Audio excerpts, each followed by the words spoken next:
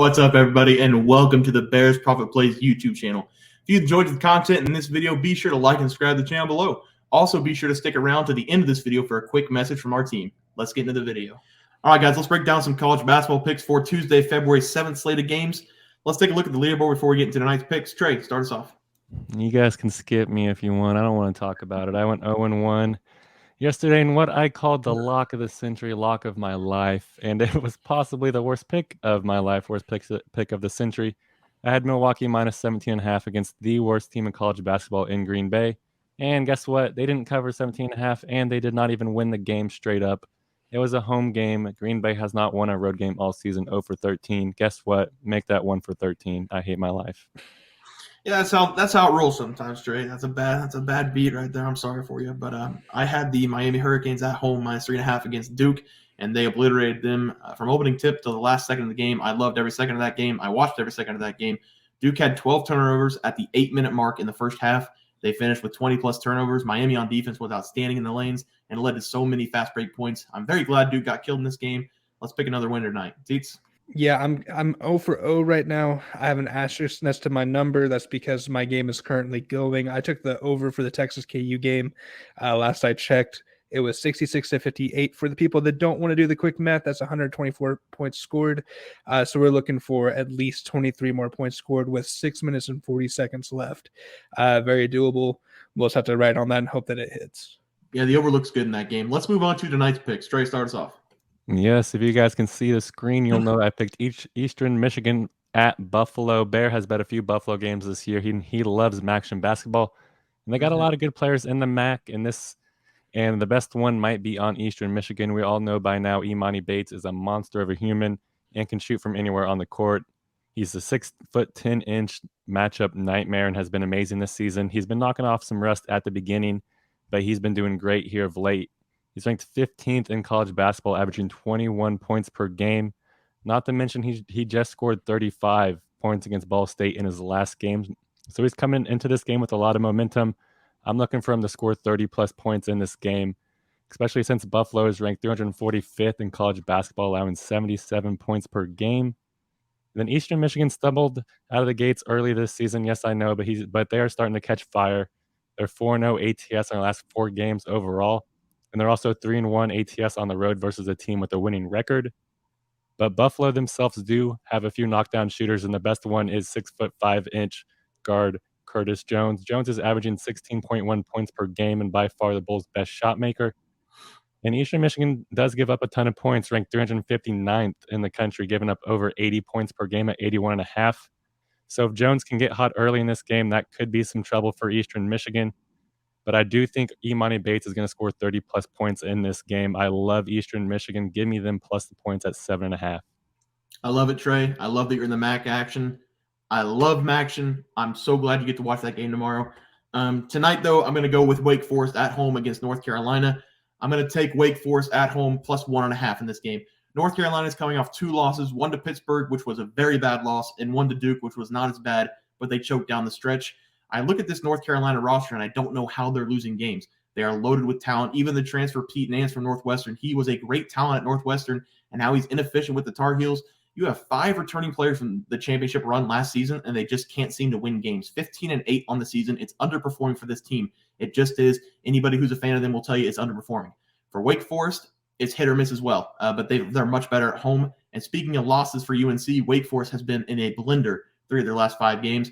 They have a 2-point loss to Pittsburgh at Pittsburgh. They have a 2-point loss to NC State at home, and they have a 2-point loss to Duke at Duke.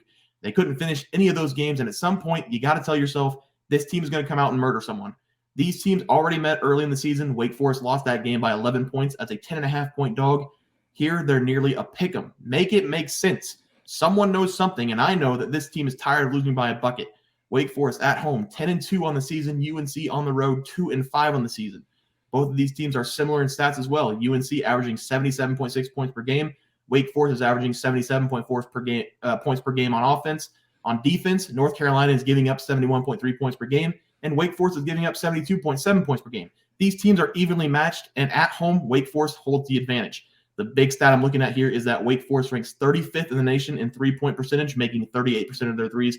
That's going to be the difference tonight. I'm backing the home team tonight, plus 1.5. Teats? I'm looking at the Louisville-Pittsburgh game, and I'm going to have to take you guys on a little bit of a journey with my notes.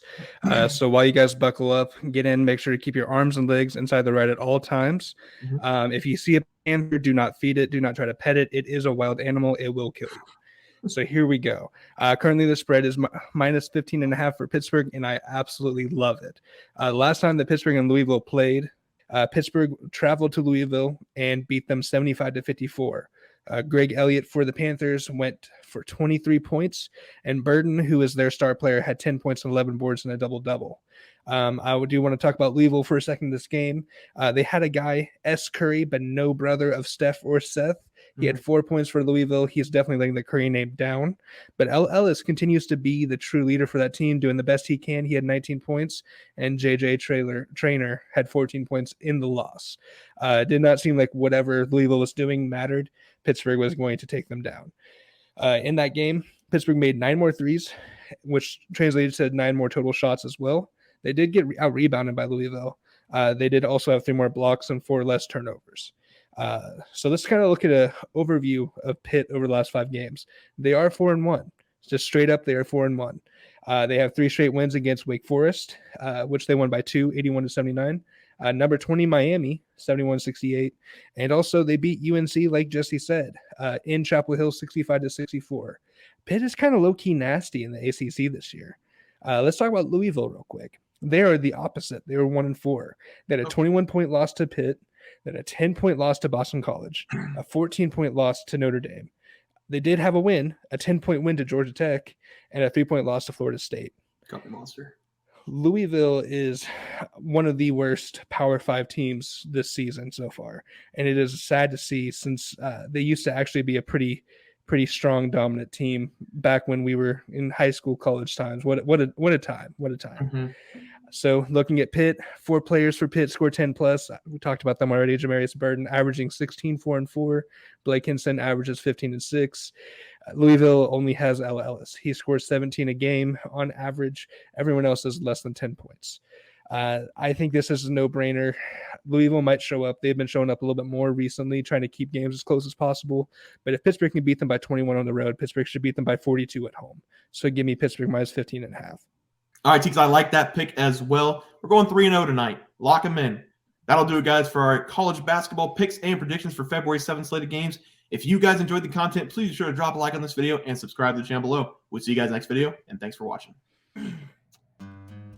Just want to let everyone know that while we do give out free picks, plays, and predictions on our YouTube channel, we also have a website for you to check out.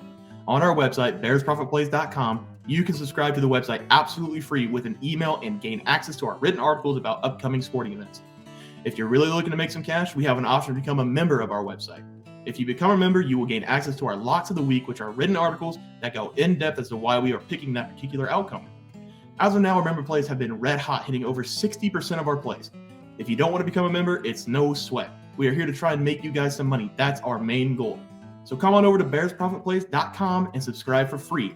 Check us out, follow our free picks, and see for yourself that our member plays are a great investment for you. Thanks for watching.